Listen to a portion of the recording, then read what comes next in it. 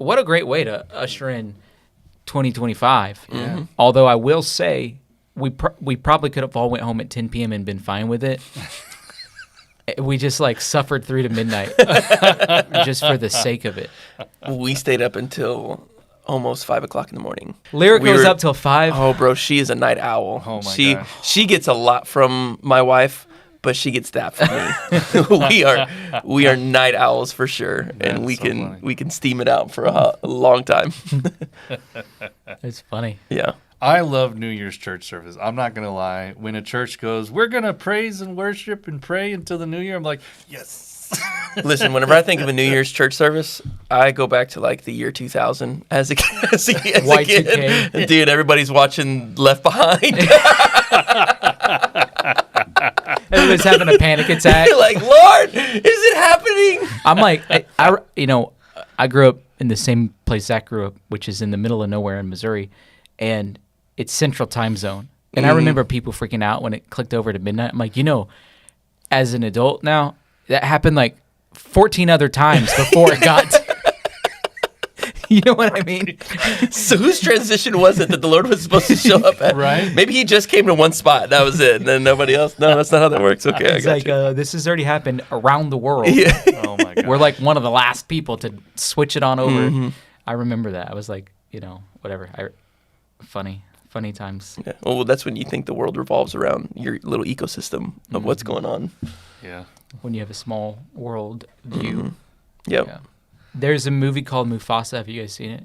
I've seen trailers for it. No. It's not the same thing. No. Not. I've not watched it. What's the last movie you watched? What was the movie? What was that movie? I just watched a movie, Den of Thieves. Oh. Den of Thieves 2. What's it rated? I don't know. I have that AMC subscription thing, so I'm like, well, I get to watch 3 movies for free a week. So I looked for movies that aren't demonic.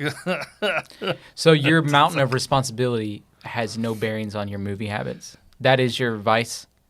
It is a good way to decompress because I'll go watch it late at night, like 10 o'clock at night, and the theater is like empty. There's like maybe 3 or 4 other people. Do you have the popcorn deal too? You have a bucket? Oh yeah, I got popcorn, massive theater to myself. Just watching. Stomach is full of artificial butter and. Do you ever bring a computer and work while you're in there?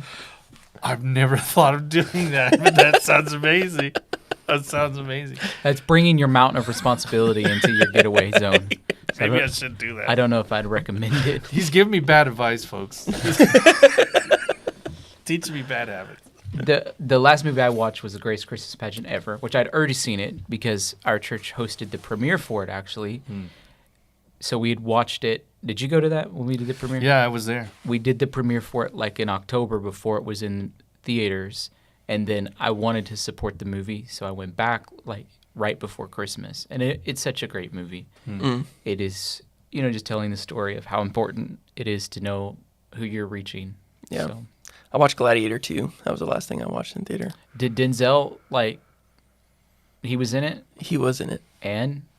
I did not love the movie. He's an ordained minister now. Yes, he Are is. you serious? Yeah. When did that happen? Like right after this movie was out. Wow. I did not know that. He got baptized. Then he became an ordained minister. Yeah. That's amazing. The storyline was weak. There's a lot of plot holes that just didn't get filled. Didn't make a ton of sense. Now, were you on your computer? No, I was very aware of what was happening. Yes. And I was there with a couple buddies, brother-in-law and stuff. We were sitting there watching, and we were like, oh, man. Yeah.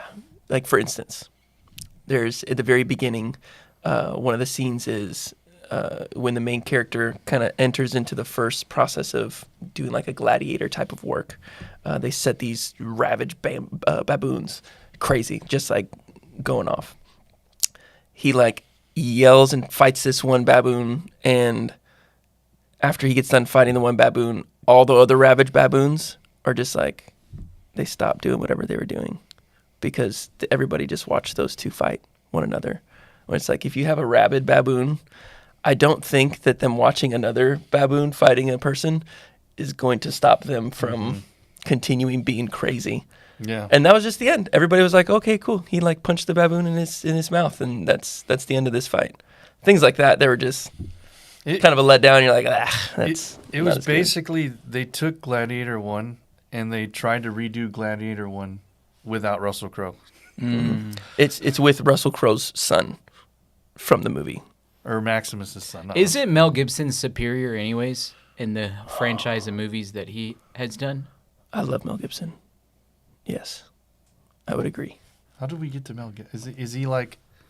Because Gladiators always reminded me of the movie that he did. That's Braveheart. Similar. Oh, Braveheart. Oh, yeah. I know they're not the same movie. Yeah. But they remind me of each other. Yeah, similar. Okay. You know, Mel Gibson like hung himself while filming that movie. Braveheart? Accidentally, yeah. Oh my gosh. Yeah, like he was like fixing up stuff because he was helping direct too, and he said that he remembers like something slipping, and then he wakes up on the ground. People were like, "Holy smokes!" Like your feet got kicked out underneath you, and he went under. Oh wow. It was really bad. Did you know that Trump just appointed him to be ambassador Mm-hmm. I did not know that. Yep. to Hollywood Him and Sylvester Stallone, right? and John Voight? Yeah.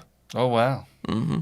So I think what's happening here, Mel Gibson is a Christian, godly people. He's appointing a Christian to actually go restore Hollywood. That's actually the mandate that he's given him. He's like, your mandate is to take back foreign investments, taking Hollywood to other places, and make Hollywood great again.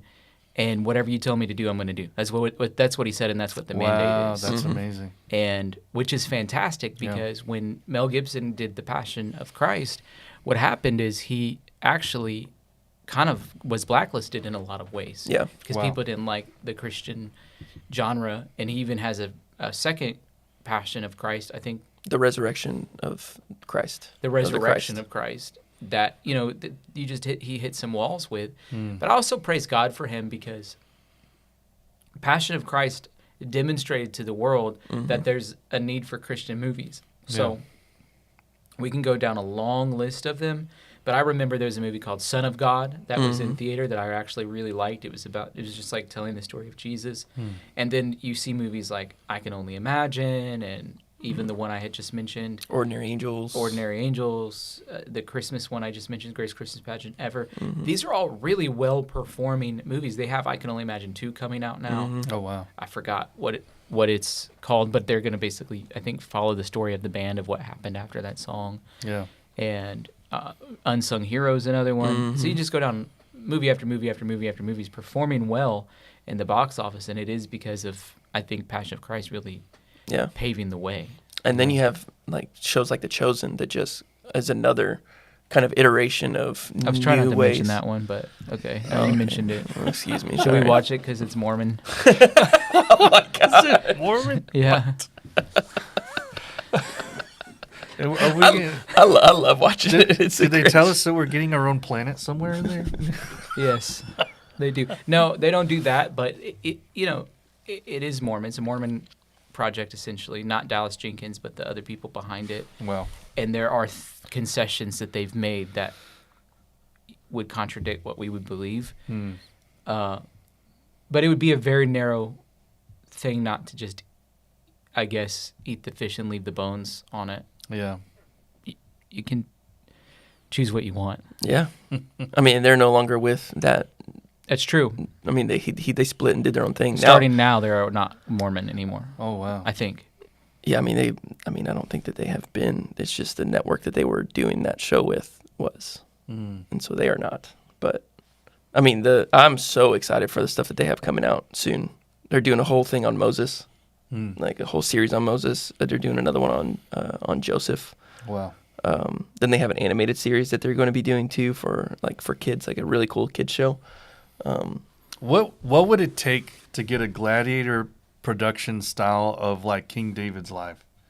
Like, I think $300 million in budget. I would love to see it. I think King David would be like a really cool sort of like epic movie, you know. I think it would be more like Lord of the Rings-esque style. You have my bow and my axe. Keep going. You ever do that when you're a kid? Never. I've never. You watch When I was a kid, I played basketball. All right. Zach played football. I played basketball. I don't know. That's what you did. we would get together, watch one of those movies, and then turn the volume down and do all the voices for the characters. I've never. That was my first time.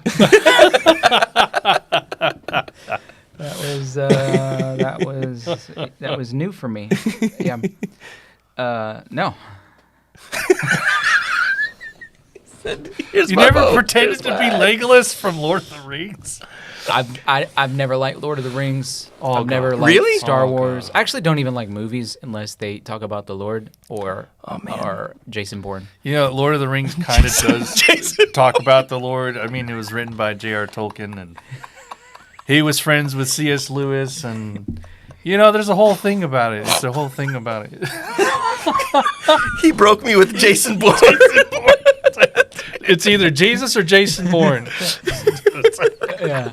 Yeah. Those were great movies. The Bourne Identity, Bourne Supremacy, Bourne Ultimatum. I mean, those were so good. Then we got to get born again, and it's really actually Oh, Jesus Jews.